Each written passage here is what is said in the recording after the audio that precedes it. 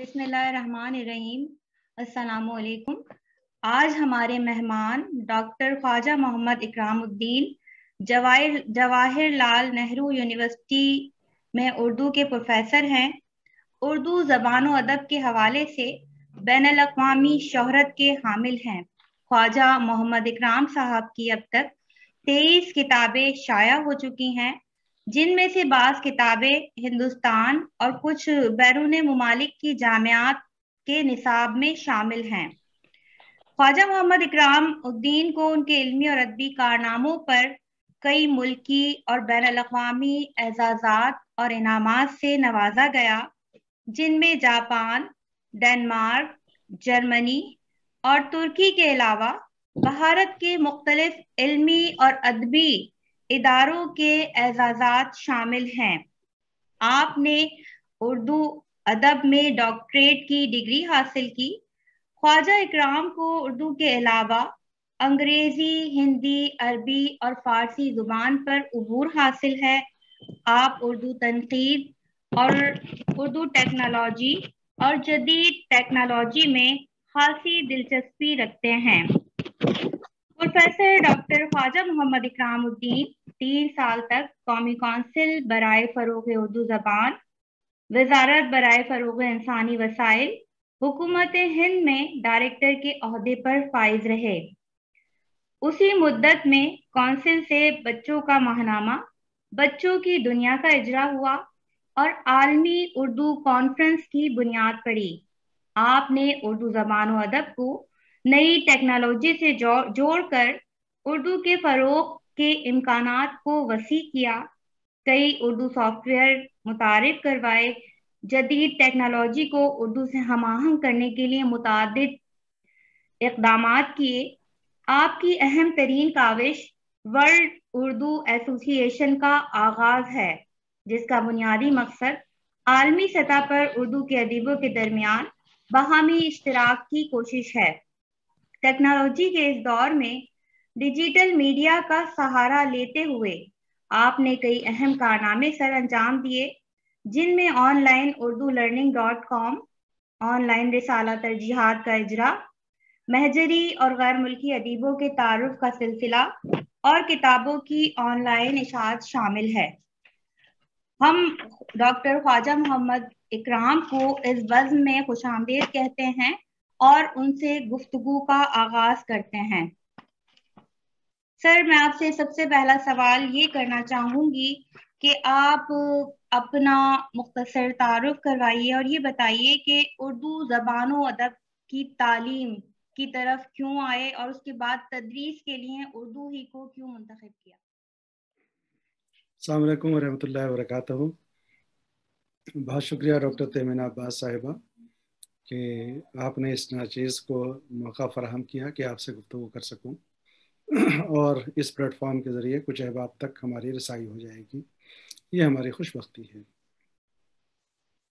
بہت مشکل کام آپ نے سونپ دیا، اپنا تعارف خود کیا کرانا، کہ بس میں اردو کا ایک شیدائی ہوں، اردو کا طالب علم ہوں، اردو زبان اور تہذیب سے محبت کرتا ہوں، اور جب میں اردو زبان اور تہذیب کی بات کرتا ہوں تو یہ بڑا ایک خطہ ہے پورا بر صغیر کا، جو پوری دنیا میں تہذیبی اعتبار سے سب سے منفرد ہے، سب سے اعلیٰ ہے۔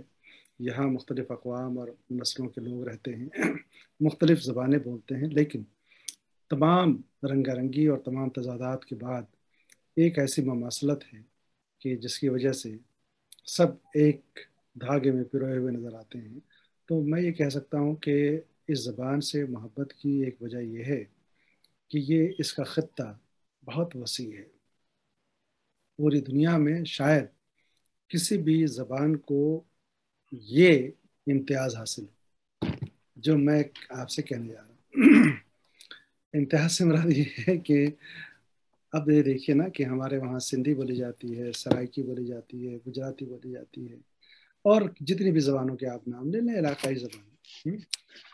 تو ہمارے ہندوستان میں یہ ہے کہ ہم ہندی راج بھاشا ہے، اس کے بعد جس زبانوں کو ہم دیگر علاقائی زبانوں کے نام سے جانتے ہیں، آپ کے وہاں دیگر پاکستانی زبانوں کے نام سے جانا جاتا ہے۔ یہ بہت خوبصورت نام ہے، یہی کوشش ہم لوگ بھی کر رہے ہیں کہ ہمارے وہاں جو دیگر علاقائی زبانیں ہیں اس کو دیگر ہندوستانی زبان کے نام سے جانا جائے، نہ کہ علاقائی نام سے جانا جائے۔ آپ کے وہاں بھی یہ تصحیح بہت جلد ہوئی ہے، میرے خیال سے 4 سال 5 سال پہلے کی بات ہے یہ، ورنہ آپ کے وہاں بھی شاید یہی کہا جاتا تھا۔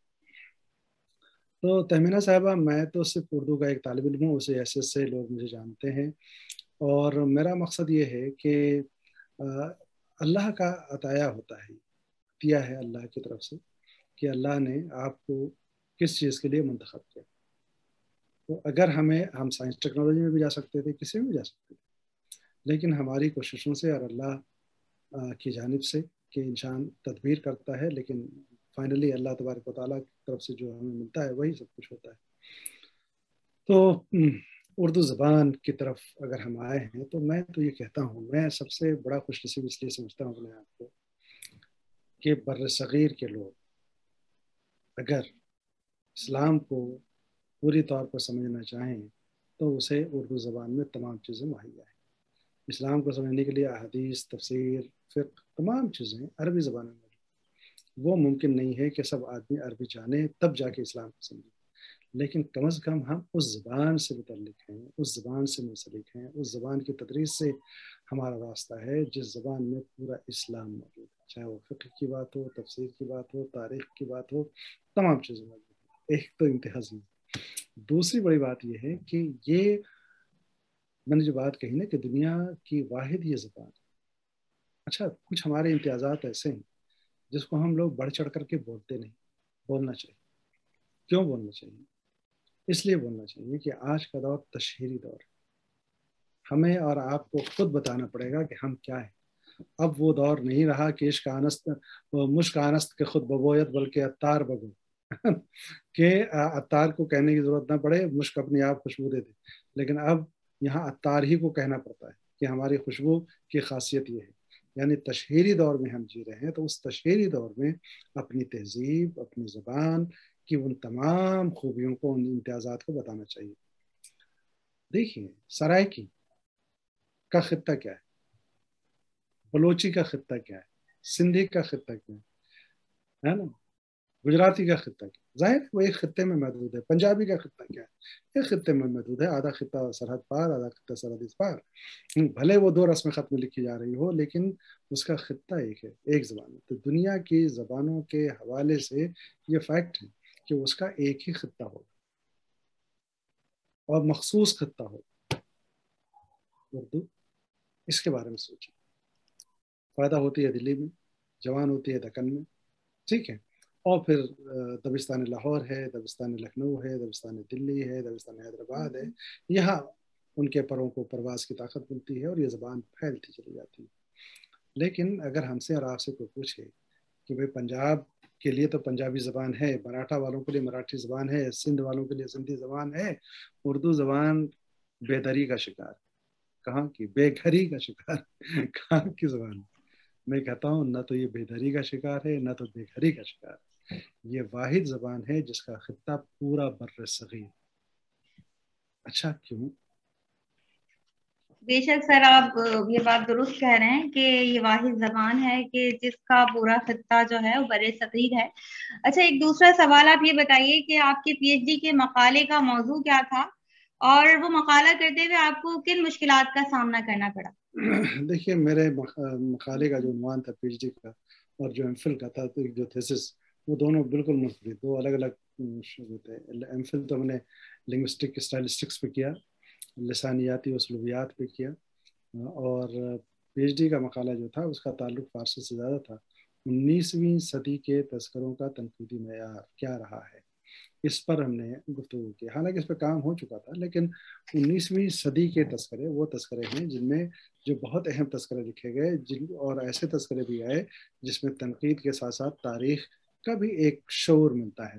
تو بہرکیف ہمارے گائیڈ یہ چاہتے تھے کہ کوئی ایسا کام ہو جس کو چونکہ میں فارسی جانتا ہوں اور فارسی سمجھ سکتا ہوں اور کچھ بول سکتا ہوں، ٹھیک ہے، نئی فارسی بولنا مشکل ہے، لیکن قدیم فارسی تو ہم سبوں نے پڑھی ہے، آپ بھی جانتی ہیں۔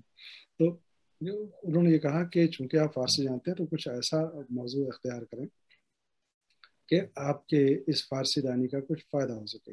انہوں نے کہا کہ بیشتر تذکرے ہمارے فارسی زبان میں ہیں اور کچھ تذکروں کی تلخیص جو ہے اردو میں شائع ہو گئی ہندوستان میں. میرا خیال ہے وہ پاکستان میں بھی شاید شائع بھی ہوگی، لیکن زیادہ تر تذکرے جو فارسی میں ہیں ان کے حوالے تو ہوتے ہیں، لیکن ہمارے طالب علم اس کو نہیں پڑھ سکتے اس لیے کہ وہ فارسی نہیں جانتے، اور آج کے طالب علموں کے پاس چونکہ وقت نہیں ہوتا.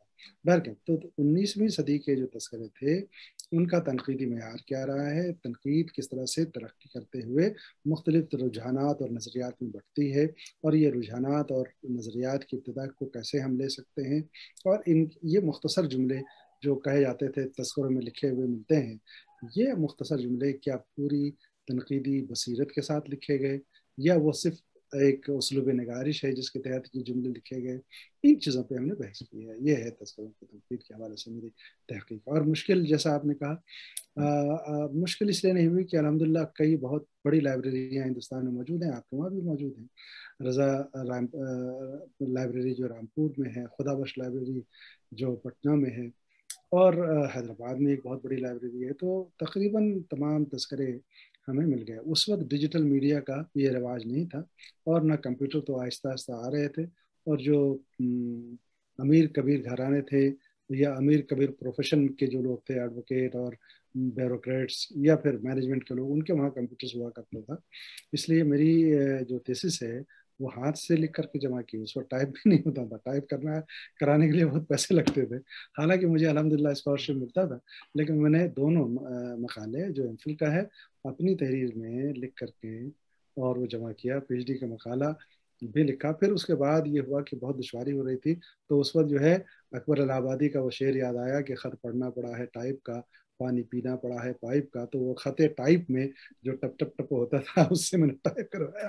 یہ دونوں مقالے اس طرح تیار ہوئے. اور دشواریاں تو یقیناً تحقیق میں ہوتی ہیں، اور سندی تحقیق میں اس لیے بھی دشواری ہوتی ہے کہ آپ کے پاس وقت کم ہوتا ہے، آپ کے پاس حدود کا تعین ہوتا ہے پہلے سے، اس سرحد سے باہر آپ کو قدم بڑھانے کی نوبت نہ آئے، بڑھانے کی اجازت بھی نہیں ملتی ہے. سندی تحقیق میں دشواریاں بہت ہوتی ہیں، تو وہ دشواریاں رہیں. ویسے الحمدللہ بہت زیادہ مواد کی فراہمی کے حوالے سے بہت دشواری. کیونکہ میرا تعلق اردو تدریس سے ہے، جی، تو ہم جب پڑھاتے ہیں تو ہمیں طلباء کے ذوق کے حوالے سے جو ادبی ذوق کا ایک فقدان ہے وہ بہت تکلیف دہ ہوتا ہے ہمارے لیے، کہ بچے میں وہ ادبی ذوق آج نظر نہیں آ رہا جو کسی زمانے میں ہمارے طلباء میں اور اس قوم میں ہوا کرتا تھا. میرا سر سوال یہ ہے کہ اردو جو ہے، ان جو ہمارے طالب علم ہیں ان میں اگرچہ اردو ایک لازمی سبجیکٹ کے طور پر ہم پڑھا رہے ہیں، ہمارے یہاں پاکستان میں، آپ کے ہاں بھی شاید پڑھایا جاتا ہوگا، لیکن اس کے باوجود ہم اپنے بچوں کو یہ باور نہیں کرا سکے کہ یہ اردو ادب ہے، لٹریچر ہے، زبان ہے، یہ ان کی زندگی کی ضرورت ہے. تو ہم من حیث القوم کہاں غلطی کر رہے ہیں کہ اپنے بچوں کو یہ ایک اہم بات ہم باور نہیں کرا پا رہے کہ وہ اردو سیکھیں اپنی ضرورت، زندگی کی ضرورت سمجھ کر، اور اس سے اپنے آنے والے زندگی میں کوئی رہنمائی لے سکے اور اپنے لیے اسے منجد اور مددگار بنا سکے. دیکھیے، یہ بہت اہم سوال ہے، اور یہ وہ سوال ہے اور یہ وہ مسئلہ ہے جس سے ہم بھی جوجھ رہے ہیں اور آپ بھی جوجھ رہے ہیں. ٹھیک ہے، ہمارے وہاں کچھ مسائل مختلف ہیں، لیکن آپ کے وہاں الحمدللہ یہ ہے کہ وہ سرکاری زبان ہے اردو. تو دو تین پہلو ہیں اس کے جس پر بہت سنجیدگی سے گفتگو ہوتی رہی ہے اور گفتگو کی جانی چاہیے. آج کا جو دور ہے نا، عجیب دور ہے، بڑے چیلنجز، لیکن اچھا لگتا ہے کہ جب آپ چیلنجز کے درمیان جی رہے ہیں نا.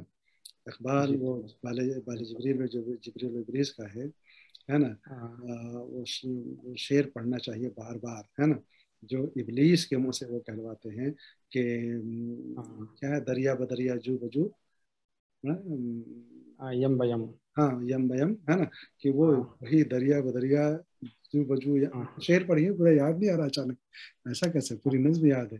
بہرکیف تو آرے رواں ہے زندگی، ایسے ہی کچھ ہے. ہاں، تو وہ ہے کہ اگر زندگی میں سکون ہو تو انجماد ہو جاتا ہے، مسائل ہوں تو ہمیں نئی فکر عطا ہوتی ہے، سوچنا پڑتا ہے کہ ہم کیسے کریں. ایک تو مسائل کا استقبال کیا جانا چاہیے بجائے اس کے کہ مسائل سے ہم اداس ہو جائیں، ہے نا. میرا تو یہی ماننا ہے، اگر مسئلے ہوتے ہیں اور چیلنجز ہوتے ہیں تو نئی دنیا اپنے آپ پیدا ہوتی ہے. اگر مسائل نہ ہوں تو ایک بڑا مسئلہ ہے. مسئلہ کیا ہے؟ پہلا مسئلہ یہ ہے، ہم اردو کیوں پڑھیں. ٹھیک ہے نا، ایک مسئلہ یہ سوال اس لیے آتا ہے کہ آج کے بچے اور والدین بھی یہی چاہتے ہیں کہ بچے جلدی سے 20-22 سال کی عمر میں، جب ایم اے کی عمر ہوتی ہے کہ 20-22 کی عمر ہوتی ہے، تو بچوں کی ضروریات بھی بڑھ جاتی ہے. وہ بھی چاہتے ہیں کہ ہمارے پاس پیسے آنے لگے، والدین بھی چاہتے ہیں کہ ارننگ ہینڈ ہو جائے. کم ایسے طالب علم ہوتے ہیں جو چاہتے ہیں کہ چلو 30-35 سال تک پڑھتے رہے. پی ایچ ڈی کرتے کرتے اگر لگاتار ایم اے کے ساتھ، ہمارے وہاں جیسے M Phil P H D آپ کے وہاں بھی ہوتا ہے، تو تقریباً عمر کے 28ویں 29ویں منزل میں وہ پہنچ جاتے ہیں. تو یہ وہ منزل ہوتی ہے جب خود ان کی زندگی کے بہت سارے تقاضے ہوتے ہیں. ٹھیک ہے نا. تو بچوں کے ذہن میں اگر یہ سوال آتا ہے کہ ہم کیوں پڑھیں، کیا ہمیں روزگار اس سے مل پا رہا ہے یا نہیں مل پا رہا ہے، کیا اس سے معاش کا مسئلہ حل ہو رہا ہے یا نہیں ہو رہا ہے، ایک سوال تو یہ ہوتا ہے. دوسرا سوال یہ ہوتا ہے کہ سائنس اور ٹیکنالوجی کے اس دور میں اردو کا کیا کریں. ٹھیک ہے نا. تو اب میں اسی اور بھی کئی مسائل، لیکن میں انہیں 2 باتوں پر چاہتا ہوں کہ ہم آپ کے ساتھ بات بھی کریں، آپ بھی شریک ہوں کہ اس کا تدارک کیسے کر سکتے ہیں. پہلی بات یہ ہمیں بتانا پڑے گا کہ اردو جو زبان ہے، ایک تو شکر ہے آپ کے وہاں کی وہ سرکاری زبان ہے، سب لوگ سمجھتے ہیں. ٹھیک ہے. دوسری بات یہ ہے کہ انہیں بتانا پڑے گا کہ اگر ہمیں دنیا میں رہنا ہے اپنی شناخت کے ساتھ، اپنی قومی، ملی، ملکی شناخت کے ساتھ زندہ رہنا ہے، تو اپنی تہذیب کو اپنانا پڑے گا اور اپنی تہذیب کے ساتھ رہنا پڑے گا. ٹھیک ہے. تو اپنی تہذیب کی بقا کے لیے آپ کو اپنی زبان پڑھنی ہی چاہیے. اور ایک بڑی مثال موجود ہے کہ بہت بڑے اردو کے نقاد، ادیب کئی ایسے گزرے ہیں جن کا تعلق درس و تدریس سے، اردو درس و تدریس سے، پیشہ کچھ اور تھا. مشتاق یوسفی کو آپ وہاں دیکھ لیجیے، شمس الرحمان فاروقی کو ہمارے وہاں دیکھ لیجیے. ٹھیک ہے. تو اردو پڑھنے کا قطعی یہ مقصد نہیں ہونا چاہیے. بچوں کو بتانا ہے کہ آپ اردو کو اس لیے پڑھیے کہ یہ ہماری ماں کی زبان ہے، یہ ہماری مادری زبان ہے. یہ وہ زبان ہے جس زبان کے ذریعے آپ پورا اسلام سیکھتے ہیں. یہ وہ زبان ہے جس زبان کے ذریعے آپ نے پوری تہذیب کو سیکھنی ہے. تو ایک تو یہ ہے ان کے اندر تشویق پیدا کرنی پڑے گی، اور تشویق کے ساتھ ساتھ کچھ راستے بھی ہموار کرنے پڑیں گے کیریئر کاؤنسلنگ کی، کہ اردو پڑھنے کے بعد ان بچوں کی کا مستقبل کیا ہے. کیریئر کاؤنسلنگ کے ذریعے ان کو مواقع کی آگہی دینی پڑے گی. آج کے دور میں ایک بات بتاؤں آپ کو کہ وہ طالب علم جو سائنس اور ٹیکنالوجی میں نہیں ہے، زبانوں میں اگر بیک وقت 2 زبانوں پر مہارت حاصل کر لے تو اس کے پاس خود بخود روزگار کے مواقع موجود. چاہے وہ بہت اچھی اردو جان رہا ہو، بہت اچھی سرائکی جان لے، بہت اچھی بنگالی جان لے، بہت اچھی فارسی جان لے، بہت اچھی عربی جان لے، تو یقیناً ایسے طالب علموں کے لیے بہت سارا کام ہے. بہت سارے پلیٹ فارم کھلے ہیں. گوگل اتنی ساری نوکریاں دے رہا ہے، اور بہت سارے ایسے ویب سائٹس ہیں جو تراجم کروا رہے ہیں مختلف زبانوں میں. تو گھر بیٹھے اس طرح کے بہت سارے کام ہو سکتے ہیں. یہ چھوٹا سا ایک پہلو، ایسا نہیں ہے کہ بہت بڑا روزگار فراہم کر رہا ہے کہ سارے بچے اس میں چلے جائیں. لیکن آپ کے وہاں تو صورتحال بہتر اس لیے ہے کہ زیادہ تر طالب علموں کو اردو کے حوالے سے اسکول سے لے کے یونیورسٹی کی سطح تک نوکریاں مل جاتی ہیں. تو پہلے تو ہمیں ان کو ان کے اندر یہ تشویق دلانے کی ضرورت ہے، شوق پیدا کرنے کی ضرورت ہے کہ آپ آج کی ٹیکنالوجی کی دنیا میں سب سے خوش نصیب. کیسے خوش نصیب؟ سائنس اور ٹیکنالوجی سچائی کے ایک رخ کو دیکھتی ہے. سورج نکلا ہوا ہے، چاند چمک رہا ہے، آسمان نیلا ہے. ٹھیک ہے. حقیقت کے ایک رخ کا دیکھ. انسان کی زندگی، ہم اور آپ جیسے بیٹھے، میں آپ کی حقیقت کو صرف آپ کے سامنے سے دیکھ رہا ہوں. ٹھیک ہے. اور تاریخ بھی یہی کرتی ہے، سائنس ٹیکنالوجی بھی یہی کرتی ہے، فوٹوگرافی بھی یہی کرتی ہے. واحد لٹریچر وہ ذریعہ ہے جو سچائیوں کے شش جہات کو دیکھتی ہے. یعنی آپ کو تہذیبی باریکیوں سے لے کر کے زندگی کے راز ہائے سربستہ کو اگر سمجھنا ہو، تمام پیچیدگیوں کو سمجھنا ہو، انسانیت کو سمجھنا ہو، انسان بننے کے گر کو سمجھنا ہو، تو آپ کو لٹریچر تو پڑھنا ہی چاہیے. اس سے انسان بنتا ہے. بھلے اس کے ساتھ آپ وکیل بن جائیں، ڈاکٹر بن جائیں، انجینئر بن جائیں، لیکن اس زبان کے ادب کو ضرور سمجھیں. اس لیے سمجھیں کہ تاکہ آپ کو انسانیت کیا چیز ہے اس کی سمجھ آ جائے، انسان بننے کا طریقہ کیا ہے اس کو سمجھ پا جائے، اور کسی چیز کو دیکھنے کے شش جہات طریقے کیا ہیں وہ سمجھ میں آ جائے. یہ وہ باریکیاں ہیں جس کے حوالے سے آپ کو، ہمیں اور آپ کو، طالب علموں کو بتانے کی ضرورت ہے. اور یقین مانیے لوگ ڈوب رہے ہیں سائنس اور ٹیکنالوجی کی یکسوئی سے، ہے نا، سملرٹیز سے. ایک ہی چیز صبح سے لے کے شام تک. ہمارے وہاں تو دھنک رنگ کی طرح ہزاروں رنگ موجود ہیں اس لٹریچر میں، جو آپ کے ذہنی، جسمانی اور کبھی کبھی روحانی تسکین کا سبب بھی بنتی ہے نا.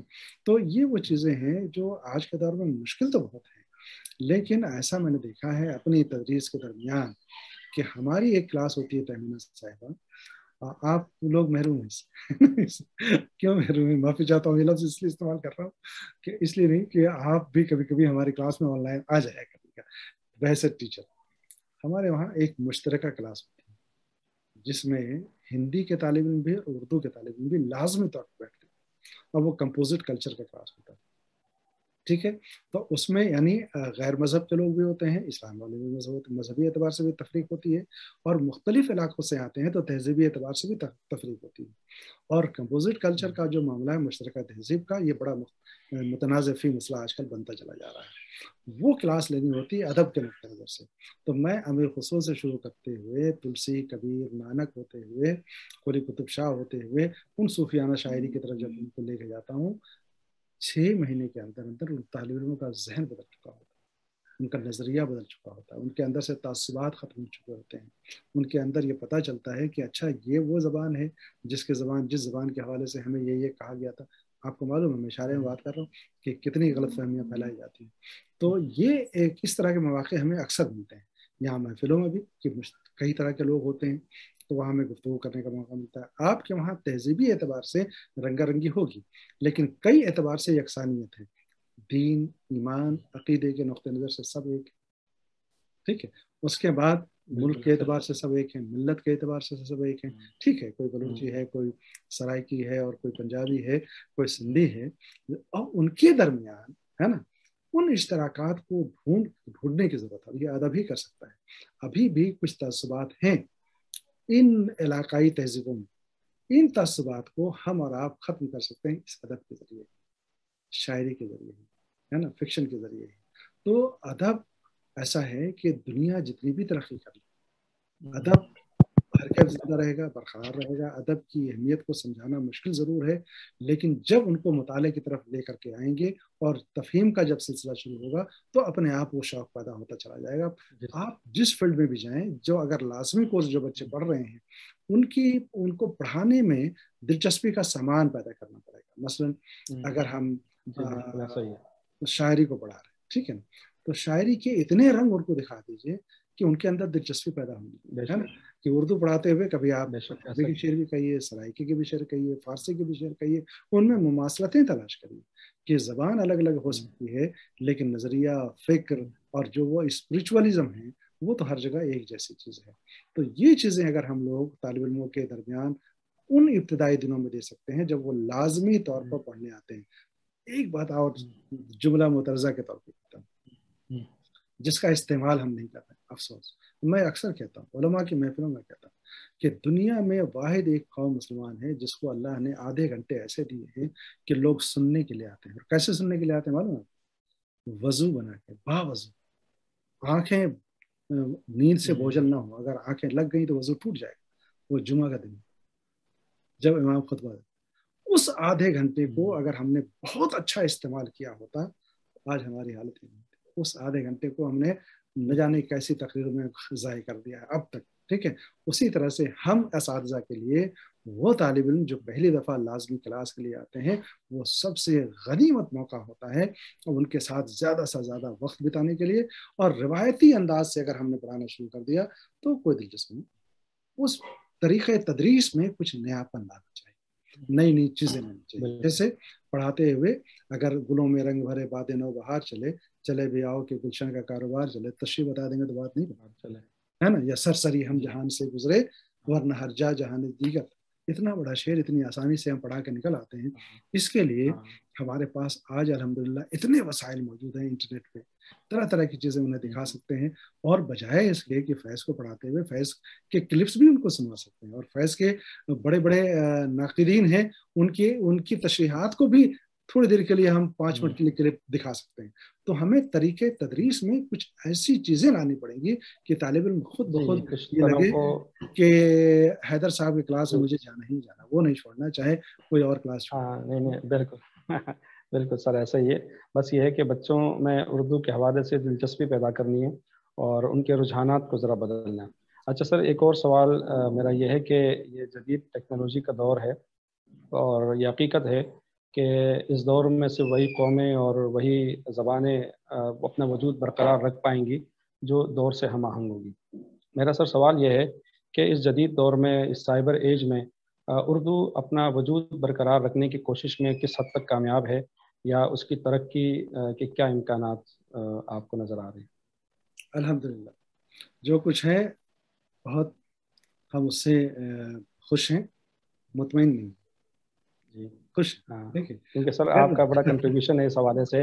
جی جی، لیکن میں ایک بات عرض کروں، اچھا یہ ابتدا ہوئی تھی آپ اسی سرزمین سے، یقین مانیں، یہ 2006 کی بات ہے کہ ایک فیصل آباد یونیورسٹی میں 20ویں صدی میں تحقیق و تنقید کے حوالے سے ایک سیمینار تھا انٹرنیشنل، اس میں بھی گیا تھا، نیا اس وقت میں استاد تھا، بہت زیادہ تجربہ نہیں تھا۔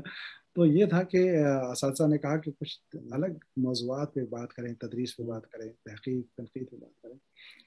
پہلی دفعہ میں نے ایک پیپر پڑھا تھا اور وہ چھپا ہوا آپ کو پاکستان کے کئی رسالوں نے شائع کیا، اس کو مقتدرہ نے بھی شائع کیا کہ اردو تدریس اور سائبر، ہے نا، سائبر میڈیا اور اردو تدریس، اس عنوان سے میں نے پیپر پڑھا تھا۔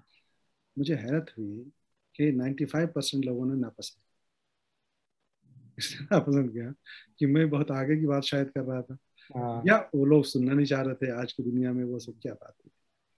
جب میں نے ان کو بتایا کہ میں اردو لکھنے کے لیے بہت پریشان تھا، ان پیج کو میں نے ہمیشہ سے نگلیکٹ کیا ہے اور آج بھی کرتا ہوں، اسی پاکستان میں سے میں نے 6,000 روپے میں اس وقت اردو ماہر سافٹ ویئر خریدا، جس کی مدد سے میں کمپیوٹر کے تمام میڈیم میں جا کے اردو لکھتا تھا۔ تو جب میں نے یہ بتایا کہ pakdata.com ہے جس نے ایک سافٹ ویئر بنایا ہے اردو ماہر کے نام سے، حالانکہ انہوں نے ترقی نہیں دی اس کو اور وہ ختم بھی ہو گیا، میرے پاس بھی موجود ہے لیکن آؤٹ ڈیٹڈ ہو گیا، وہ چلتا نہیں آتا، اب بڑے سے بڑے چیزیں آ گئی۔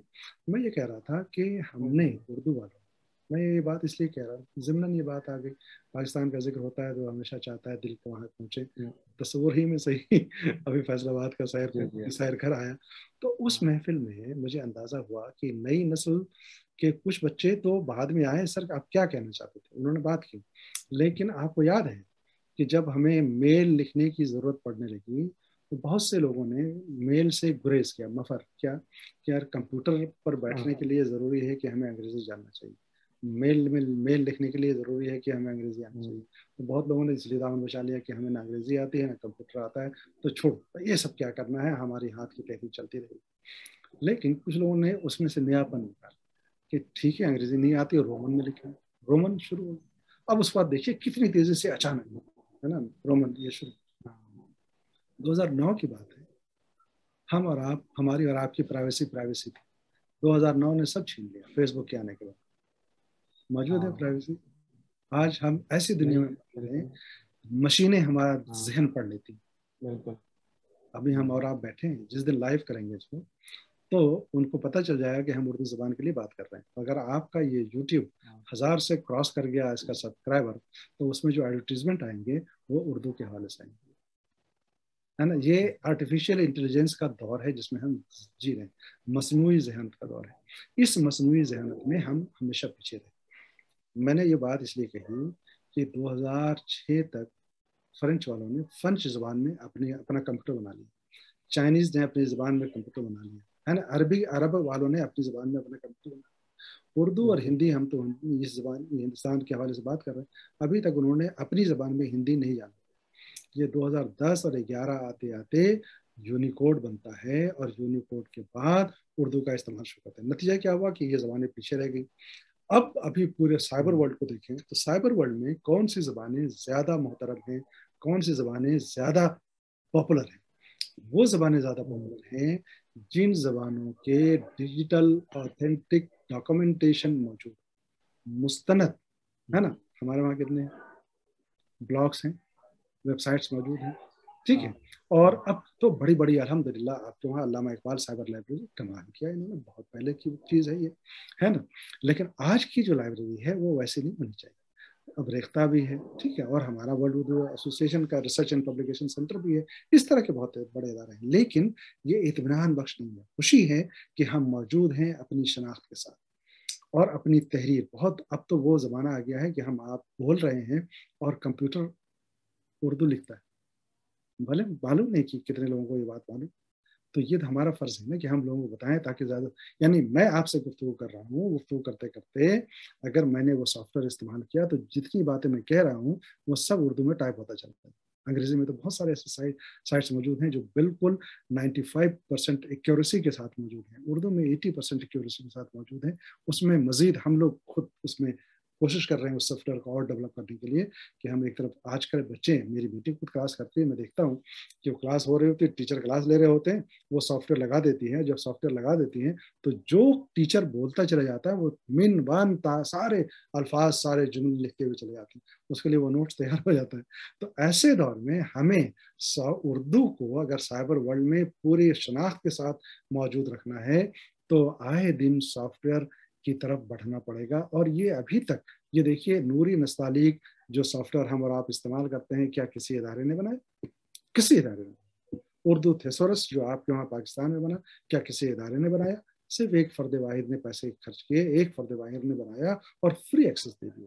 کاش کہ ہمارے ادارے اس سمت میں سنجیدگی سے آ جاتے تو یہ اس دور میں ہم بہت آگے بڑھ جاتے. آخر ایک جملہ اور, تہمینہ صاحب, ہم کسی بھی بڑی شخصیت کو جاننے کے لیے کیا کرتے ہیں؟ فوراً جاتے ہیں ویکیپیڈیا پر اور دیکھتے ہیں کہ وکی میں اس کی تفصیلات موجود ہیں یا نہیں موجود, جو کہ سب سے اوتھینٹک مانا جاتا ہے. اردو کے ادیبوں کو دیکھیے, کتنے ادیب ویکیپیڈیا میں موجود. سر اردو کے بہت سارے ادیب وہاں موجود نہیں ہیں, اور یہ چیز پچھلے دنوں اتفاق ہوا ہے مجھے, تو کچھ پہ پھر میں نے بھی ایڈیٹنگ کر کے کام کیا ہے, اور اس پہ بہت کام کی ابھی ضرورت باقی ہے. بہت واقعی. اور یہ میں کہہ رہا تھا کہ یہ جو کہ سب سے اوتھینٹک ایک ویب سائٹ مانا جاتا ہے, تو ہمارے اور آپ کی ذمہ داری ہے, جو لوگ اب اس دنیا میں موجود نہیں ہیں ان کے سوانحی قوائف اس میں ڈال دیں, ان کی خدمات اس میں ڈال دیں, اور جو لوگ زندہ ہیں وہ لوگ خود کوشش کریں. بہت اوپن پلیٹ فارم ہے, اوپن ایکسیس ہے نا, ریکمینڈ کرنا پڑتا ہے, وہ آپ وہاں پہنچ جائیں, ہونا چاہیے, تاکہ ریفرنس کے لیے ہمارے بچے جب کسی کو جاننا چاہیں تو پہلے ویکیپیڈیا میں جاتے ہیں, وہاں ان تمام چیزیں مل سکیں تاکہ آسانی سے.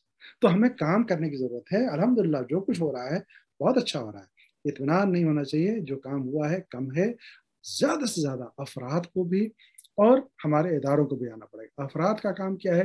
جو تحریر لکھیں وہ اپنے بلاگ میں لکھیں, بلاگ کو ٹیگ کریں تاکہ سرچ انجن میں وہ الفاظ آ جائیں, تاکہ آپ کی ہماری تحریر کا ایک لفظ اگر ہم ڈالیں تو وہ سرچ انجن اس کو کیچ کر کے ہم تک پہنچا دیں.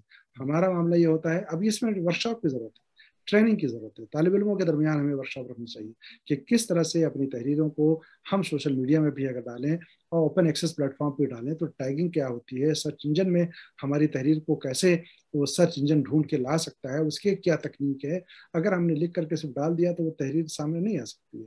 تو ان تمام چیزوں کے حوالے سے نئی نسل کو کم از کم بیدار کرنے کی ضرورت ہے, کیونکہ مستقبل تو انہیں کے ہاتھوں میں, کام تو انہیں کو کرنا پڑے گا.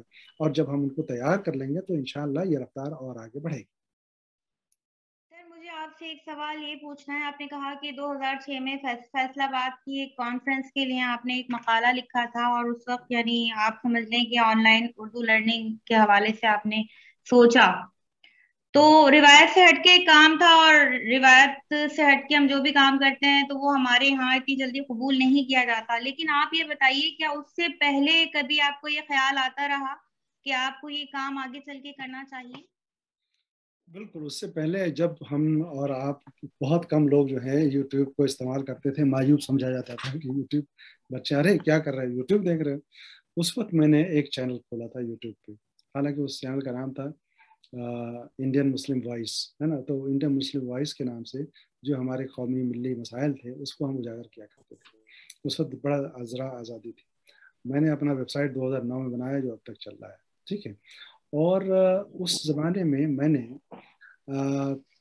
اپنے کچھ ایسے بچے آئے جو انجینئرنگ بیک گراؤنڈ سے ہمارے اردو میں آئے, ہمارے وہاں طرح طرح کے بچے آتے ہیں, ان سے سائبر میڈیا اور اردو کے نام سے تحقیق کروائی, وہ کتاب چھپ گئی. پھر ایک طالب علم سے ہم نے سوشل میڈیا اور اردو کے حوالے سے کام کروایا, وہ کتاب بھی چھپ گئی, بڑے مقبول ہوئی. خود میری کتاب اردو جدید تکنیکی وسائل, امکانات اور وسائل, یہ میری اپنی کتاب ہے جو میں نے اس زمانے میں لکھی جب ابھی فیس بک تازہ آیا تھا, واٹس ایپ آیا بھی نہیں تھا. اس زمانے میں یہ کتاب لکھی, اس کے 3 ایڈیشن شائع ہوئے. بلکہ اس زمانے میں لاہور میں फौजिया मुगल साहिबा हुआ करती थी, मुगल पब्लिशिंग हाउस था उनका, उन्होंने मांगा कि ये किताब मुझे दे दीजिए। मैंने कहा बगैर किसी मुआवजे के किताब दीजिए और शाये करेंगे, लेकिन किन्हीं वजूहत की बिना पर शायद वो किताब वहाँ से शाये नहीं हो सकी, लेकिन ये डिजिटल मीडिया के प्लेटफॉर्म पे मौजूद है। अब वो किताब आउटडेटेड हो गई, इसलिए कि वो उस जमाने में हमने लिखी थी, टेक्नोलॉजी कहीं से कहीं आगे बढ़ी। उर्दू मीडिया के नाम से मेरी किताब है जिसमें उन तमाम हवाले से मौजूद है। हमारे ब्लॉग्स उस वक्त से चल रहे हैं। तो ये ऑनलाइन का एक शौक मुझे हुआ था, और ये शौक कंप्यूटर का हुआ था कि कभी हमारे एक दोस्त हुआ करते थे, नया नया उस वक्त हिंदुस्तान में कंप्यूटर आया था, उनके घर में गया, बहुत शौक से उन्होंने एक डब्बा दिखाया और कहा कि जानते हैं ये क्या है? नहीं, बाकी ये कंप्यूटर। अब बहुत अमीर कबीर इंसान थे, तो जाहिर उस जमाने में बहुत महंगा कंप्यूटर रहा होगा, तो छूना भी मुश्किल था उनको। उन्होंने दिखाया कि ये जो कहिए हो जाता है। फिर उसके बाद एक ललक रही कि कैसे हम इस मशीन तक पहुंचे। अल्लाह ने, अब कहते हैं जब जस्तजू होगी तो पहुंच जाएगी। तो ये हुआ कि फिर मैं टीचर बन गया, फिर मैंने ख़रीदा और फिर यूनिवर्सिटी से भी मिला, और फिर अल्हम्दुलिल्लाह अब तो हर तरफ मशीनें बिखरी हुई हैं, ज़िंदगी मशीन बनी हुई है। यकीन मानिए, मैंने एक तो ये था कि मैंने अपनी ज़बान में क्यों नहीं लिख सकता मैं। इसी तलाश ने मुझे उर्दू सॉफ्टवेयर तक पहुंचाया, इसी तलाश ने मुझे उर्दू के उन ममालिक, जापान में सबसे पहले हमें एक साहब से मुलाकात हुई उर्दू के ज़रिए, और उन्होंने मदद की, और फिर उस तरह से मैंने उर्दू के सॉफ्टवेयर के हवाले से काम करना शुरू किया। अल्हम्दुलिल्लाह जितना कुछ कर सका, मैं मुतमईन तो नहीं हूँ, लेकिन एक बात तो है कि कुछ ना कुछ अपना हिस्सा हमने उसमें डाला है। उस वक्त हम ऑनलाइन पढ़ा रहे थे, उस वक्त यूट्यूब चैनल हमारा चल रहा था। आज तो दौर ही है यूट्यूब चैनल, इतने है ना, इतने वो मौजूद है, हमारे वेबसाइट पर मौजूद है, हमारे फेसबुक पर मौजूद है। तो बहरकैफ, तो ऑनलाइन जब हमारे बच्चे यहाँ आए इंजीनियरिंग बैकग्राउंड के, उनसे मैंने सीखा, अपने तालिब इल्मों से सीखा, क्योंकि वो उस बैकग्राउंड के थे। उनको बैठा करके घंटों हम कंप्यूटर पर बैठे थे, एक्सप्लोर करते थे, क्या कर सकते हैं, कैसे कर सकते हैं, क्या नहीं कर सकते हैं, ये तमाम चीज़ें। और जब अल्लाह ने नवाजा तो हुकूमत के बड़े इदारे का जब मैं सरबराह बना, तो वहाँ मैंने 23 करोड़ का बजट मुख्तस किया। 23 करोड़ जो आपके वहाँ जस्ट डबल हो जाता है, शायद वो कितना हो जाएगा, 46 करोड़ से हो जाएगा। और उससे जाकर के हमने सॉफ्टवेयर, एक अफसोस रहा कि OCR हमने डेवलप करवाया, लेकिन वो 80% 70% तक जाकर रुक गया। OCR क्या होता है कि आपकी जो PDF फाइल है उसको वो टेक्स्ट में कन्वर्ट कर देता है। तो हमारे वहाँ वो मखतूतात इतने हैं कि अगर वो टेक्स्ट में कन्वर्ट हो जाए तो कितना बड़ा करिश्मा हो जाएगा अपने आप में, बहुत बड़ा करिश्मा हो जाएगा। तो वो काम करवा रहा था, लेकिन जाहिर है हमारा टर्म खत्म हो गया, वापस आ गया। उस पर अभी काम हो रहा है। मुमकिन है हिंदुस्तान से वो 1 या 2 साल में OCR आ जाए मिल करके। तो शुरू में तो वो महंगा होगा, लेकिन उर्दू के लिए एक बड़ा तोहफा होगा। उसी तरह से इन पेज और यूनिकोड की तहरीर के तबादले का मामला था कि अगर इन पेज में आपकी तहमीना साहिबा की किताब छपी है, अब हम उसको वेबसाइट पर डालना चाहते हैं, तो इन पेज में तो नहीं जाएगा, यूनिकोड में कैसे कन्वर्ट।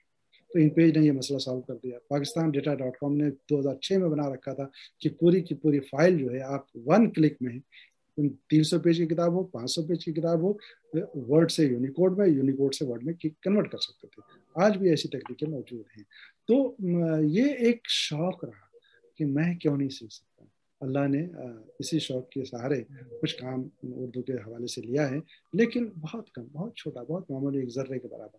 हम सब अहबाब मिल करके जो असातिज़ा हैं वो अगर तय करें और नई नस्ल को तैयार करें, आने वाले 10-15 वर्षों में इनकलाब आ सकता है। कौमी काउंसिल बराए फरोग उर्दू के तहत जो है आपने ऑनलाइन उर्दू डिजिटल लाइब्रेरी का इजरा किया, तो एक डिजिटल लाइब्रेरी के इजरा में बड़ी दिक्कतों का सामना करना पड़ता है। तमाम किताबों को PDF की शक्ल में मुंतकिल करना और फिर ऑनलाइन लाना एक बहुत लंबा अमल है, और जाहिर सी बात है कि मुश्किल भी है।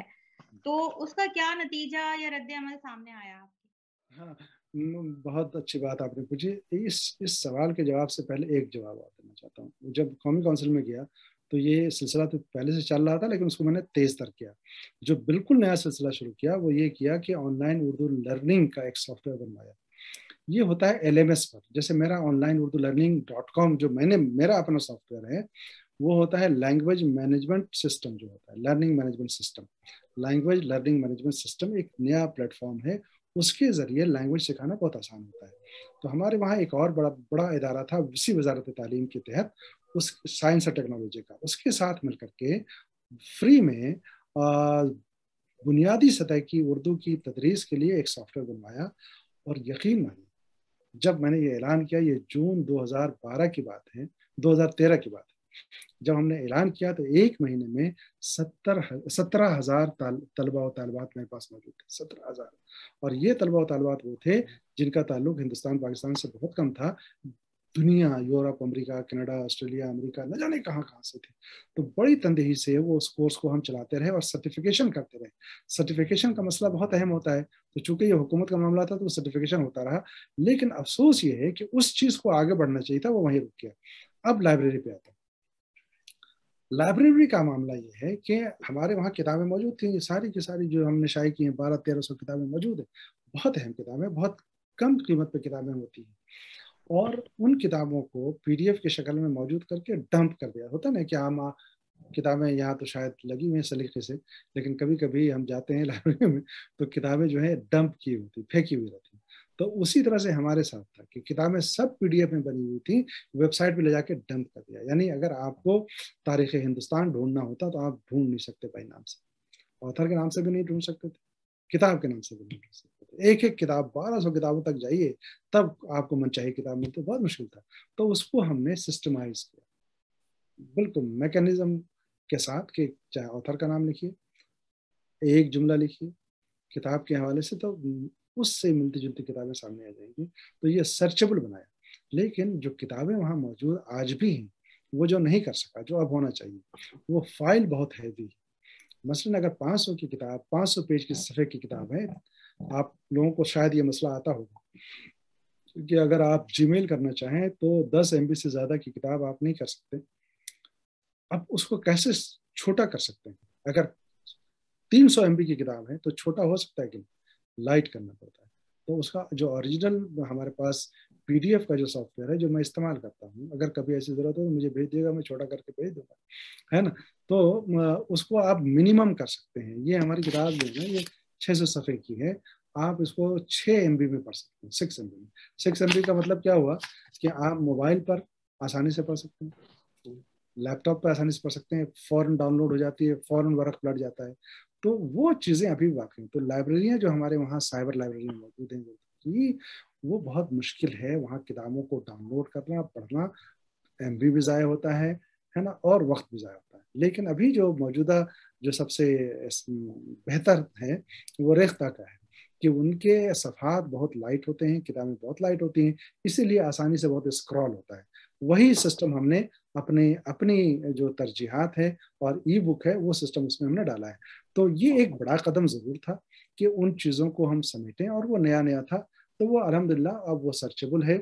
اب اس کا ایک ایپ بھی بن گیا ہے، آنے والے ڈائریکٹرز نے بنایا ہے جو ای بک کے نام سے موجود ہے، الکتاب کے نام سے، جو آپ اپنے موبائل فون میں ڈاؤن لوڈ کر سکتے ہیں اور ان کتابوں کو آسانی سے پڑھ بھی سکتے ہیں اور نشان بھی لگا سکتے ہیں ان چیزوں میں.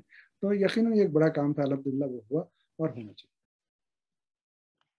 مجھے آپ سے ایک سوال یہ کرنا ہے کہ آپ نے BA MA MPhil اور پھر PhD اردو میں کیا یا اردو ادب میں کیا، اس کے بعد ہم دیکھتے ہیں کہ آپ نے ڈپلوما کیے ماس میڈیا کے حوالے سے، کہ آپ نے advance diploma in Urdu mass media میں کیا، diploma in Urdu translation and mass media میں کیا. تو آپ کو یہ خیال کیسے آیا کہ عام طور پر جو اردو زبان و ادب کی تعلیم کرتے ہیں لوگ، وہ ٹیکنالوجی کی طرف نہیں جاتے، تو آپ کو کیسے خیال آیا کہ یہ ڈپلومے جو ہیں وہ کیے جائیں؟ وہی کہ کچھ ضرورتیں انسان کو لے جاتی ہیں کچھ ایسے راستے. تو جس طرح کے میں فیملی بیک گراؤنڈ سے آ رہا تھا، اتفاق ہے کہ وہ معاشی اعتبار سے بہت کشادگی نہیں تھی، لیکن الحمدللہ چونکہ مجھے اسکالرشپ میٹرک کے زمانے سے ملتا رہا تو ہمارے لیے مسئلہ نہیں تھا. لیکن میں چاہتا تھا کہ مزید کچھ پیسے اگر آ جائیں تو کیا حرج ہے. تو میں BA کے زمانے سے میں نے لکھنا شروع کیا تھا. MA پہنچتے پہنچتے جب میں نے لکھنا شروع کیا اخبارات کے لیے تو مجھے پیسے دیتے تھے، ٹھیک ہے نا. تو میں تقریباً ہر مہینے میں 7-8 آرٹیکل لکھتا تھا اور اتنے پیسے مل جاتے تھے جس سے میرا اپنا خرچ نکل آتا تھا اور وظیفے کے پیسے بچتے تھے تو میں کسی اور مد میں خرچ کرتا تھا جہاں ضرورت تھی. تو یہ ایک ضرورت تھی کہ کچھ پیسے آ سکیں. تو میں نے لکھنا شروع کیا، لکھتے لکھتے وہ اب پھر ہوتا کیا ہے جب جس راستے پہ لکھتے ہیں جاتے ہیں، اسی زمانے میں کچھ اخبارات آن لائن شروع ہو گئے، ٹھیک ہے. اس زمانے میں فوراً یہ ہوا کہ اب آپ جو ہے کمپوز کر کے دیا کریے، ٹھیک ہے. اور ہمارے وہ مضامین آپ کو پاکستان کے بڑے رسالوں میں شائع ہوئے، القمر میں شائع ہوا، جنگ میں شائع ہوا، اور کئی اخبارات ہیں جس میں شائع ہوتے رہے ہیں ہمیشہ، تو ان سے ہمیں پیسے ملتے تھے۔ اب ان مضامین کو، بعض مضامین کو انگریزی میں ترجمہ کیا تو اس سے دگنے پیسے ملنے شروع ہوئے۔ تو پھر آہستہ آہستہ لگا کہ نہیں، اب تو مجھے کمپیوٹر میری ضرورت ہے۔ تو میں اس طرح سے سوچا کہ کیوں ممکن ہے کہ ایم فل ہے اور پی ایچ ڈی کرنے کے بعد اگر تدریس کا موقع نہ ملا تو ممکن ہے کہ میں صحافت کی طرف چلا جاؤں، اخبارات یا ٹیلی ویژن کی دنیا کی طرف۔ اس لیے یہ ایک پروفیشنل کورس تھا جو میں نے کیا ماس میڈیا کا۔ اس کا فائدہ یہ ہوا کہ جواہر لال نہرو یونیورسٹی میں جہاں میں پڑھا رہا ہوں وہاں ایک ڈپلوما ہے، اور الحمدللہ تہمینہ صاحبہ 40 بچے ہر سال ایڈمیشن لیتے ہیں، اور ان میں سے شاید 2-3 بچے رہ جاتے ہوں گے، سب کو نوکریاں ملتی، یہ جو ڈپلوما کر رہے ہیں۔ اور جو ہماری یونیورسٹی سے سب سے پہلے، آج سے تقریباً 35 سال پہلے اردو ماس میڈیا کا کورس شروع ہوا تھا۔ 35 سال پروفیسر محمد حسن صاحب جیسا مقاد اور ان کا یہ ذہن کہ ماس میڈیا کیسے یہاں انہوں نے شروع کرایا تھا۔ بی بی سی سے لے کر کے، وائس آف امریکہ سے لے کر کے جتنے بڑے اداروں کا نام لیجیے، وہاں جے این یو کے ماس میڈیا کیے ہوئے طالب علم آپ کو ملیں۔ تو ایک تو شوق تھا کہ سب لوگ کرتے ہیں تو چلو میں بھی کر لوں، اور ایک ضرورت تھی کہ اگر ادھر موقع نہیں ملا پڑھنے پڑھانے کا تو ممکن ہے صحافت کی طرف موقع مل جائے۔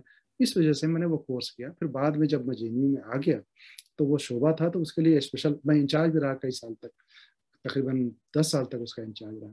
اس کے لیے الگ سے اساتذہ آتے ہیں، باضابطہ میڈیا سے آتے ہیں، ٹیلی ویژن کے حوالے سے، ریڈیو کے حوالے سے۔ تو یہ جو میں نے پڑھا تھا وہ پڑھانے کا بھی موقع ملا۔ یہ وجہ تھی ڈپلوما کرنے کی۔ ہم مزید آگے سائبر ایج کی طرف بڑھتے جا رہے ہیں، زمانہ ترقی کر رہا ہے۔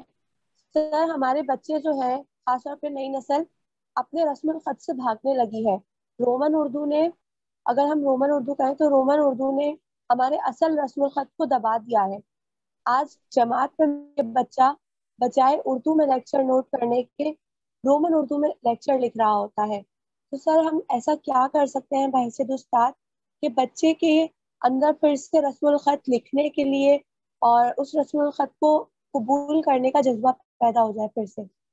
بہت بنیادی سوال پوچھا آپ نے، اور بحیثیت استاد وہاں تو سادی کے اس قول پر عمل کرنا پڑے گا کہ درستی و نرمی بہم در بیست، یعنی سختی اور نرمی ایک ساتھ ہے نا اپنانا بہت ضروری ہے۔ تو وہاں تو طالبوں کو ہاتھ پکڑ کے روکنا پڑے گا۔ یہ تحریک چلی تھی، یہ 90 کی دہائی سے شروع ہوئی تھی ہمارے وہاں، خاص طور پر اردو کے بہت سے احباب نے، اور 20ویں صدی 21ویں صدی کی ابتدا جب ہوئی تو بہت زوروں سے یہ تحریک چلی کہ یہ کیا بات ہے کہ آپ کے پاس سارے وسائل موجود ہیں، آپ اپنے موبائل پہ واٹس ایپ پر میسج بھیج رہے ہیں رومن میں۔ بہت بڑی تحریک ہم لوگوں نے چلائی اور لوگوں کو ترغیب کی، تشویق، تحریک کے ذریعے کہ آپ کے پاس جو مشین موجود ہے نا، اس مشین میں اردو کی بھی گنجائش موجود ہے، تو آپ اردو میں لکھنا شروع کریے۔ اب دیکھیے، میں تو بہت خوش ہوں کہ 80% لوگ کم از کم ہمارے وہاں اردو کے احباب اردو میں لکھ رہے ہیں۔ اور یہ جانتے ہیں، یہ پچھلے 5 سال کا یہ کرشمہ ہے، شاید 3 سال۔ اس سے پہلے زیادہ تر لوگ رومن میں لکھتے تھے۔ اس کی وجہ کیا ہوئی؟ اس کی وجہ یہ ہے کہ صارفی دنیا کو ہم نے بتا دیا کہ اگر آپ کو موبائل فون بیچنا ہے اردو والوں کے درمیان تو اس میں اردو کا ان بلٹ فونٹ آپ کو دینا پڑے گا۔ اگر آپ کو کمپیوٹر بیچنی ہے تو آپ کو اردو کا ان بلٹ اس میں ڈالنا پڑے گا۔ تو نتیجہ کیا ہوا کہ اب سارے کمپیوٹرز میں، ایپل جیسے کمپیوٹرز میں، ٹیب میں اردو موجود ہے، اردو کی بورڈ موجود ہے، اردو رسم خط موجود ہے، سارے موبائل میں موجود ہے۔ آپ کے وہاں شاید پہلے رہا ہوگا، ہمارے وہاں تو ہم لوگوں نے تحریک چلائی تب جا کر کے سارے موبائل میں سیمسنگ وغیرہ جس میں ہے اس نے اردو کی وہ کی بورڈ دینا شروع کیا۔ تو اب یہ ہوا کہ اس کو ہمارے کالج اور اسکول میں تو بچے اگر اردو کے ہیں تو اردو میں نوٹ لکھتے ہیں۔ اگر آپ یہ کہہ رہی ہیں کہ اگر آپ کے وہاں یا کسی کلاس میں بچے رومن میں لکھ رہے ہیں تو یہ بہت غلط ہے، انہیں تو فوراً روکنا چاہیے اور انہوں نے کہنا چاہیے کہ آپ اگر غلطیاں کرو ٹھیک ہے، غنیمت کو گاف سے ہی لکھو لیکن غنیمت ہی لکھو، ہم بعد میں اصلاح کر دیں گے۔ اس کو وہاں ڈسکریج مت کریے، اس وقت کہیے کہ اردو سے آپ کا ہاتھ جو ہے وہ یوز ٹو ہو جائے۔ آپ غلط اسپیلنگ کے ساتھ، غلط املے کے ساتھ ہی اردو لکھ رہے ہو تو لکھو ٹھیک ہے، لیکن اردو میں لکھو۔ اور رومن میں اگر کوئی لکھ رہا ہے تو اسے تو فوراً روکیے۔ ایک ہمارے کچھ بعض دوست ہیں، ہمارے دوست ہیں ڈنمارک میں، بڑے سخت مزاج ان معنوں میں نظریاتی اعتبار سے، ورنہ بڑے محبتی انسان ہیں۔ ان کو ان کا نمبر آپ کو دیتا ہوں، ٹھیک ہے تیمینہ صاحبہ، آپ ان کو انگریزی میں میسج کیجیے، آپ کیسے ہیں، کیا حالات ہیں، آپ کا نمبر میں نے فلاں صاحب سے لیا، انگریزی میں رومن میں. آپ کو جواب ہی نہیں دیں گے، جواب ہی نہیں. ان کا یہ طے کیا ہوا ہے کہ کوئی اردو والا اگر ہمیں رومن میں کوئی میسج کرتا ہے، چاہے جیسا میسج ہو، میں اس کو جواب ہی نہیں دوں. تو کچھ ایسے افراد بھی ہیں کہ مجبور ہو کر کے لوگوں نے اردو میں لکھنا شروع کیا. تو آج الحمدللہ شاہ رخ صاحبہ، کیا کہوں، شاہ رخ نذیر صاحبہ، آج الحمدللہ سارے وسائل موجود ہیں، چاہے وہ کمپیوٹر ہو، چاہے ٹیبلٹ ہو، چاہے موبائل ہو. اور اگر کاپی قلم سے کوئی اردو کی کلاس میں رومن لکھ رہا ہے تو اس کا قلم چھین لیجیے، اور اس کا چھیننا اور اپنے پاس رکھنا وہ گناہ نہیں ہو، ہے نا. اور اس کو شوق دلائیے کہ آپ کو اردو میں لکھ، تھوڑی سی محنت کرنی ہے ہم لوگ کو، ایسا نہیں ہونا چاہیے. بہت مشکل ہے یہ رومن میں لکھنا، زبان کو تباہ کرنا ہے، زبان کی شناخت اس سے چھین لینا. اب تعلیمی اداروں میں کووڈ کے بعد تو یہ ایک سلسلہ شروع ہو گیا کہ آئی سی ٹی انٹیگریشن ہونی چاہیے آپ کے مضمون میں. خاص طور پہ آپ کے جو چیز آپ پڑھا رہے ہیں اس کو اتنا دلچسپ بنا کے آئی سی ٹی کے ساتھ ملا کر ایسے پیش کرے کہ آپ کا طالب علم نہ صرف اپنے مضمون میں ماہر ہو جائے بلکہ وہ آئی سی ٹی کا ماہر بھی بن کے نکلے جب ادارے سے جا رہا ہے. بس رسم الخط ہم نیٹ سے کوئی بھی سافٹ ویئر استعمال کرتے ہیں تو سر ہمارے پاس نص آتا ہے، نوری نص تعلیق نہیں آتا. جیسے ہم گوگل سلائڈ دیکھیں یا گوگل ڈاکس دیکھیں، ہمارے پاس ورڈ پہ تو آ رہا ہے لیکن وہاں نہیں آ رہا. تو سر اس مشکل کو ہم آسان بنانے کے لیے کیا کر سکتے ہیں؟ بالکل صحیح، بہت اہم بات کہی. اور ہمارے یہاں نیو ایجوکیشن پالیسی آئی ہے، اس میں تو کمپیوٹر کو لازمی بنا دیا گیا ہے، ٹھیک ہے. اور کمپیوٹر تو آپ تو اچھا اسکولوں میں تو لازمی طور پر پڑھتے ہی پڑھتے ہیں بچے. اور یہ تو بہت اہم بات ہے، آپ ذرا غور کرو، کلاس روم کے لیے ضروری کیا تھا؟ تختہ سیاہ، یہی تھا نا. ابھی بھی کتابوں میں ملے گا بلیک بورڈ، یہی کہتے تھے. بلیک بورڈ بدل گیا. بلیک بورڈ بدلا تو پہلے کیا ہوا، بلیک بورڈ بدلا کیا، وائٹ بورڈ ہو گیا. یعنی اب چاک سے لکھنے کے بجائے ہم نے قلم سے لکھنا شروع کیا، ٹھیک ہے نا. تو بلیک سے وائٹ ہوا، اب وائٹ سے وہ سلور اسکرین ہو گیا جس کو ہم اسمارٹ بورڈ کہتے ہیں. دیکھ رہے ہیں نا تبدیلی، بلیک بورڈ سے شروع کر کے سلور اسکرین طرح کہا گئے. آپ کو اگر اسمارٹ کلاس روم میں بھیج دیا جائے، ہمیں بھیج دیا جائے، اور اگر استعمال ہی نہ کرنا آئے تو بیکار ہے نا ہمارا استاد ہونا. تو اب کیا ہے، ہم اب دیکھیے ہر جگہ ہر ملک میں اساتذہ کی تربیت کا ایک کورس ہوتا ہے. جیسے اگر کوئی لیکچرر بنتا ہے تو اسے ہمارے وہاں 2 کورسز کرنے پڑتے ہیں، ریفریشر کورس اور انٹیشن کورس، تب جا کے وہ پروموٹ ہوتا ہے. تو اس طرح سے اساتذہ کے لیے ٹھیک ہے، ہم نہیں جانتے ہیں، کوئی بات نہیں، اس میں بری بات کیا ہے بھائی، ہاں نہیں سیکھیں گے یہ بری بات ہے. تو اب اس کے لیے ورکشاپ کرنا چاہیے اور بتانا چاہیے کہ آئی سی ٹی کا استعمال کیسے کریں.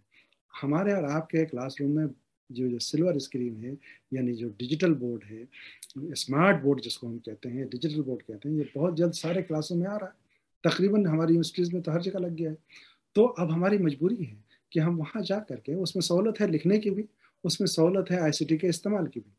تو اس میں کوئی شرمندگی کی بات نہیں ہے. ہم اساتذہ کو آپس میں بیٹھ کے بات کرنی چاہیے، اور صرف اساتذہ کو اس کی ٹریننگ لینی چاہیے کہ ہم آئی سی ٹی کا استعمال اس میں کیسے کر سکتے ہیں. اور اتنی آسانیاں ہیں اس میں کہ اگر ہم کوئی شعر پڑھا رہے ہیں، ہے نا، جیسے میر کا شعر پڑھایا کہ لے سانس بھی آہستہ کے نازک ہے بہت کا، لے سانس بھی آہستہ کے نازک ہے بہت کا، آفاق کے اس کارگاہ شیشہ گری.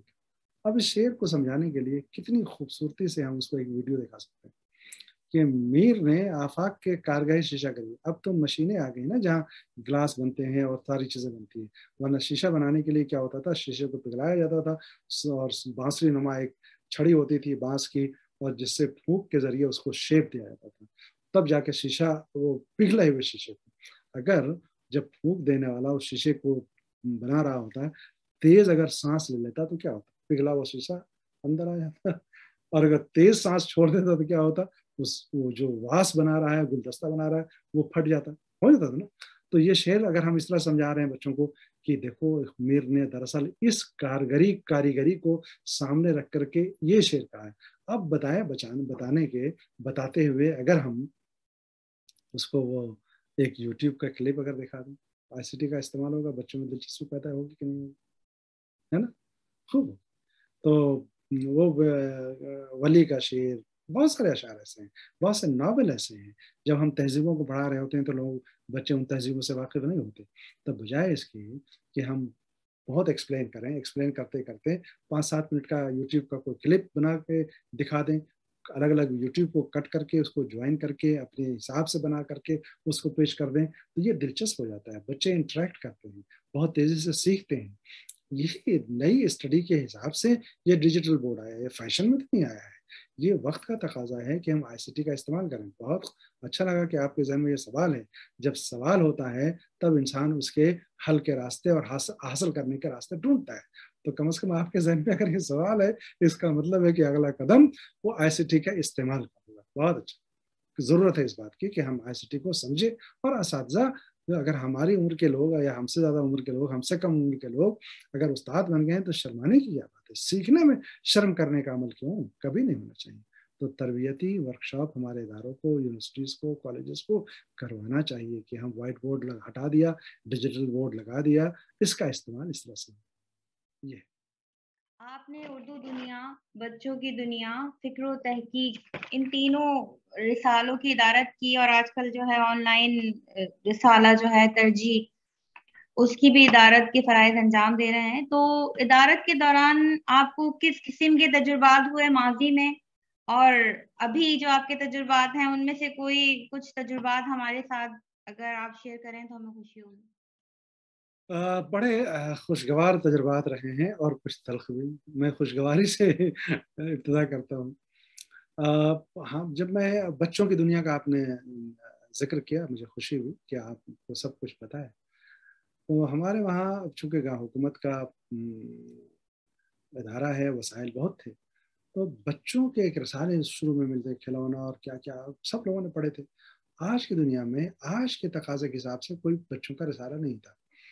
تو وہ ہم نے بچوں کی دنیا کے نام سے نکالا. اس میں ہم نے گرافک، اینیمیشن، وہ ساری تمام نئی چیزیں جو ہو سکتی تھیں اس کا استعمال کیا. ایک رسالے کی قیمت، اس کی ڈیزائننگ اور اس کی تقریباً 25-30 روپے پڑتی تھی، لیکن ہم اس کو 10 روپے میں مارکیٹ میں دیتے تھے. یقین مانیے کہ وہ لوگوں نے کہا کون پڑھے گا سر. پہلی دفعہ جب شائع ہوا 5,000 کی تعداد، دوسرے مہینے میں وہ 10,000 کی تعداد. دیکھتے دیکھتے 4 مہینے نہیں گزرے تھے، اس کی تعداد 1 لاکھ پہنچی. 1 لاکھ. اب پریشانی کیا ہوئی کہ ڈیمانڈ بہت تھا اور چھاپی ہے نا. ہمیں چاہیے اسکولوں کے لیے، اسکولوں نے خریدنا شروع کیا. مسئلہ یہ ہوا کہ کچھ لوگوں نے مخالفت میں بھی خط لکھ دیا. جو بچوں کے رسالے نکالتے تھے ان کے رسالے بند ہو گئے تھے، ہے نا. مخالفت میں خط لکھ دیا. اب میرے پاس یہ تھا کہ اس کا بجٹ مختص تھا. اب ہم زیادہ اگر اپنے دوسرے بجٹ سے لے کے آئیں گے تو مشکل ہوتی.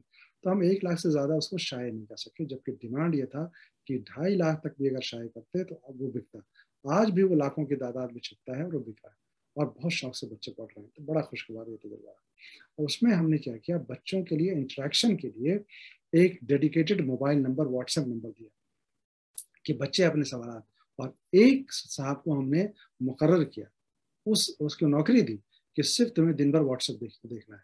تو بچوں کے جو پیغامات آتے تھے ان پیغامات کا وہ جواب دیا کرتا، اور جو اچھے پیغامات ہوتے تھے اس کو 2 صفحے میں ہم اس کو شائع کرتے تھے. تو اس طرح سے انٹریکشن بھی ہوتا تھا بچوں کا. وہ بچے براہ راست بات کرتے تھے، ان کو لگتا تھا کہ ہم ایڈیٹر سے بات کر رہے ہیں، تو بچے خوش ہوتے تھے. جب میں بعض اسکولوں میں گیا کسی پروگرام میں تو بچوں نے کہا کہ اچھا یہ سر وہی ہیں، آپ کی تصویر میں نے دیکھی تھی، اچھا آپ ہیں. اتنا خوش ہو کر کے بچے ملے کہ جن رسالوں کو وہ پڑھ رہے تھے اس کو انہوں نے دیکھا. تو یہ بڑا خوشگوار تجربہ تھا. اور تلخ تجربہ یہ ہوا کہ چونکہ بہت معیاری رسالے کم نکلتے ہیں تو مضامین لکھنے والوں کی بھرمار ہوتی. تو ہم اگر ایک شمارے کے لیے ہمارے پاس 200 مضمون آیا تو بمشکل تمام 20 مضمون کو ہم شائع کر پاتے تھے. تو 180 لوگ ناراض ہو جاتے. وہ 180 لوگوں کو منانے کے لیے بڑی ترکیبیں کرنی پڑتی تھی. یہ تھا. ورنہ تو یہ بہت اچھا کام ہے صحافت کا، یہ بہت اہم، بہت اچھا لگتا ہے. اچھے تجربات ہوتے ہیں. تلخ ترش باتیں سننے کو ملتی ہیں، میٹھی باتیں کم سننے کو. ترجیح کے حوالے سے ابھی آپ نے ستمبر سے وہ آن لائن شروع کیا ہے سلسلہ، اور میں نے دیکھا ہے کہ بڑا اچھا معیاری رسالہ جو ہے وہ آن لائن ہمیں نظر آ رہا ہے.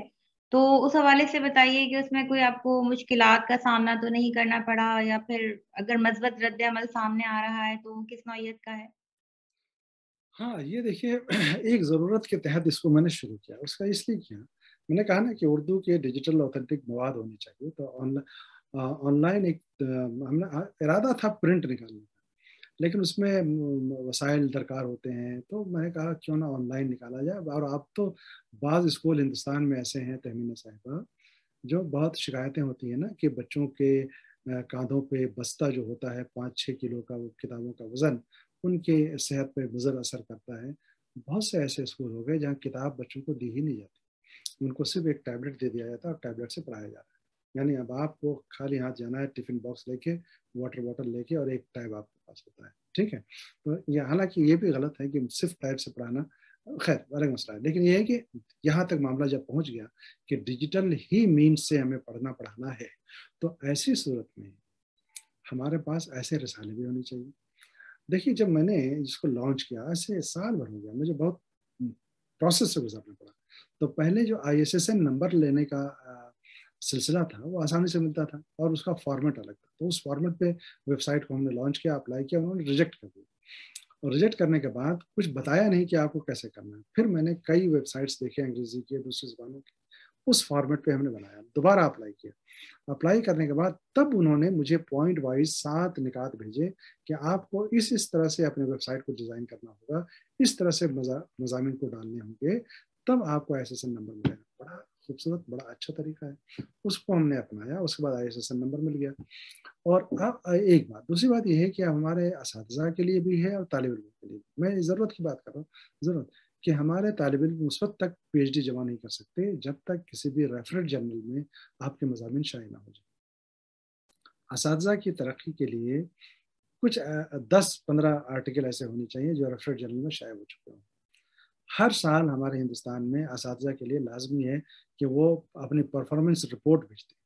اس پرفارمنس رپورٹ میں کیا آپ نے کیا سال بھر میں، کتنے مضامین چھپے، کتنے کتابوں میں آپ کے ابواب ہیں، اور کتنی جگہ آپ نے لیکچرز دیے، ساری چیزیں. تو یہ ضرورت ہے سبوں کے لیے. تو اس ضرورت کو بھی دیکھتے ہوئے کہ رسالے کم ہیں، طالب علموں اور اساتذہ کی تعداد زیادہ ہے، تو ہم نے اس کو لانچ کیا. لیکن لانچ کرنے میں یہ ضرور ہے، ابھی وہ سختی نہیں برت رہا ہوں، لیکن عنقریب وہ ہوگا کہ یہ واقعی ریفرنٹ جرنل ہی رہے گا. بہت سارے مضامین آ رہے ہیں، مضامین ہم اپلوڈ بھی کر رہے ہیں، اور فری آف کاسٹ ہے، فری آف کاسٹ رہے گا بھی ہمیشہ انشاءاللہ. تو اس میں یہ دیکھ رہا ہوں میں کہ نئی نسل کے بچے، نئی نسل کے لوگ بڑی تعداد میں آ رہے ہیں. اساتذہ کا نظر کرم ابھی کم ہے، لیکن طالب علموں کا ایک رجحان ہے، بہت تیزی سے آتے ہیں. میں انہیں اپریشیٹ کرتا ہوں. کچھ مضامین واپس کرتا ہوں کہ آپ کو اس کو اس طرح سے کر کے بھیجیے. ہر ماہ شائع ہوتا ہے اور 5 تاریخ کو یہ اپلوڈ ہوتا ہے ہر مہینے. تو آپ کے اس پلیٹ فارم سے گزارش کروں گا کہ جو بچے، جو طالب علم، جو اساتذہ دیکھ رہے ہیں، ترجیحات ہے نا، ترجیحات ہمارے رسالے کا نام ہے، آن لائن ترجیحات. آپ گوگل پر سرچ کریں، مل جائے گا. یہ world Urdu research and publication centre search کریں تو وہاں مل جائے گا. تو اس میں اپنے مضامین بھیجیے. اور اس طرح کے ایک نہیں، 2 نہیں، بلکہ سینکڑوں اس طرح کے آن لائن رسالوں کی ضرورت ہے. آپ نے ترجمے بھی کیے، مشاہیر کے انٹرویو بھی کیے، اردو ادب کی نامور شخصیات کے تناظر میں ہم آپ کی تصانیف دیکھتے ہیں تو وہ بھی یعنی ہمیں ایک کام نظر آتا ہے. جیسے رشید احمد صدیقی ہیں، سید محمد اشرف کے افسانے ہیں، وسیم بریلوی ہیں. اور تنقیدی تناظر میں ہم دیکھتے ہیں تو وہاں بھی بے شمار تصانیف نظر آتی ہیں. تو آپ سے یہ سوال ہے کہ بیک وقت آپ اتنے سارے موضوعات کو ساتھ لے کر کس طرح سے آگے بڑھے؟ بہت اچھا سوال کیا. میں بھی سوچوں گا اب اس پر کہ کیسے ایسا ہو گیا. تو شروع میں تو ظاہر ہے جیسا میں نے بتایا سندی تحقیق تھی، تو ضرورت کے تحت میں نے وہ کام کیا. اور یہ جو ڈیجیٹل میڈیا کے حوالے سے جو کام ہے یہ میری دلچسپی کا ہے، اور اس کے حوالے سے میں مستقل کام کر رہا ہوں. اب وہ تحقیقی تنقیدی کام ہم نے تقریباً چھوڑ دیا. کب ضرورت ہوتی ہے تو لکھ دیتا ہوں مضمون، ضرورت ہوتی ہے تو کہیں لیکچر دے دیتا ہوں، لیکن کوئی مستقل تصنیف آپ دیکھیے تو اس طرح سے اب نہیں ہے. جیسے تعارف و تنقید ہماری ہے، اردو کی شعری اصناف ہے، یہ ساری وہ کتابیں تھیں جو ہم نے بہت پہلے لکھی تھی، بہت پہلے سے مطلب 7-8 سال پہلے لکھی ہوں گی.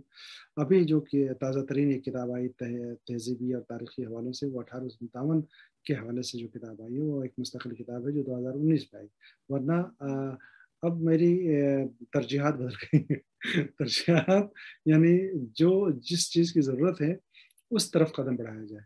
اور ظاہر ہے کہ زبان تو ہم اور آپ جانتے ہی ہیں, تھوڑی سی اگر محنت کر لیں تو کسی بھی فیلڈ میں کام کر سکتے ہیں. جو اہم کام ہے جو سید محمد اشرف پہ کام کیا, بہت بڑے فکشن نگار ہیں, تہذیبی حوالوں سے دیکھیے تو بہت بڑا نام ہے ان کا, اور ادبی حوالے سے تو نام ہے ہی ہے.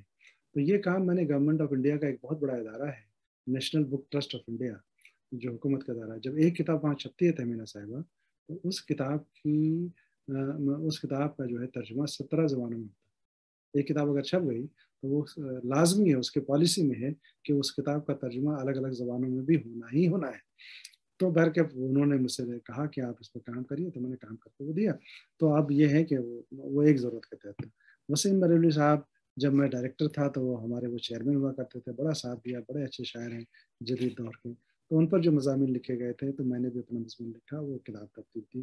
تو اس طرح سے جب جو ضرورت ہوتی ہے تو کتاب ہم لکھتے ہیں. ابھی بڑی اہم کتاب جو میں سمجھتا ہوں, مجھے خوشی, اس لیے خوشی ہے کہ اردو, عربی اور فارسی میں رزمیہ شاعری, رزمیہ ادب, ہم نے مراسی کو صرف پڑھا ہے عقیدت کے نقطہ نظر سے, لیکن یہ نہیں بتا سکے کہ دنیا کی اعلیٰ ترین شاعری رزمیہ شاعری ہے, اور مرثیہ سب سے اہم رزمیہ شاعری. تو عربی میں کیا روایت ہے مراسی کی, فارسی میں کیا رہی ہے, اردو میں کیا رہی ہے, ان تمام حوالوں سے 600 صفحے کی کتاب جو عالمی ایک سیمینار ہم نے کرایا, وہ شائع ہوئی. میں بہت خوش ہوں کہ کم از کم نہ اس موضوع پہ کسی نے سیمینار کرایا تھا, کہیں کہیں مضامین مل جائیں گے, مستقل سیمینار, عالمی سیمینار لے کر آیا, جس میں 12 غیر ملکی مندوبین تھے جنہوں نے الگ الگ اپنے ممالک میں یہ رزمیہ شاعری مرثیے کے حوالے سے کس طرح سے ہے. حسینی شاعری عرب میں بولتے ہیں, مصر میں بولتے ہیں, جسے ہم مرثیہ کہتے ہیں. یہ ایک کتاب, اس پر بہت محنت کی ہم نے, وہ اس میں مجھے خوشی ہے کہ ایک نئی چیز ہم پیش کر سکیں. اچھی ملاقات رہی اس ڈیجیٹل دور میں, اور بہت کچھ جاننے کا موقع ملا ہے. اور میں اس پروگرام کے آخر میں, اس بزم کے آخر میں آپ کا شکریہ ادا کروں گی کہ آپ نے اپنے قیمتی وقت میں سے یہ وقت ہمارے لیے مختص کیا, اور ہمارے ساتھ ہمارے جو 2 ایم فل اور پی ایچ ڈی کے اسکالر موجود تھے, حیدر صاحب اور شاہ رخ نذیر صاحبہ, میں ان کا بھی شکریہ ادا کروں گی. اور آخر میں صرف آپ سے یہ کہنا چاہوں گی کہ اگر آپ ہمارے طلبہ کو کوئی پیغام دینا چاہتے ہیں تو خوش آمدید. بالکل, میں تو یہی کہتا ہوں, پڑھنا ہی چاہیے, ضرور پڑھیے, جو پڑھ رہے ہیں وہی پڑھیے. اور یہ اس بات کا خیال رکھیے کہ پڑھتے ہوئے جو آپ کے اپنے فرائض ہیں ملکی ملی, اس کو سمجھنا چاہیے. ایک دوسرا یہ کہ اگر خلوص سے اگر آپ نے تعلیم حاصل کی, مولانا روم یہ کہتے ہیں کہ وہ علم جس سے انسان نہ بنے وہ علم بیکار ہے. ایسا علم حاصل کریں کہ آپ انسان بن سکیں, اور جب آپ انسان بنیں گے تو سب انسان بنیں گے. دنیا میں امن و امان, خوشحالی اور خوشی و مسرت کا دور لوٹے. پڑھیے, خوب پڑھیے, خلوص سے پڑھیے, آگے بڑھیے, خود نہ بڑھیے, اپنے ملک, معاشرہ, سماج, خاندان سب کو لے کے چلیے. اسی میں ہماری اور آپ کی بھلائی.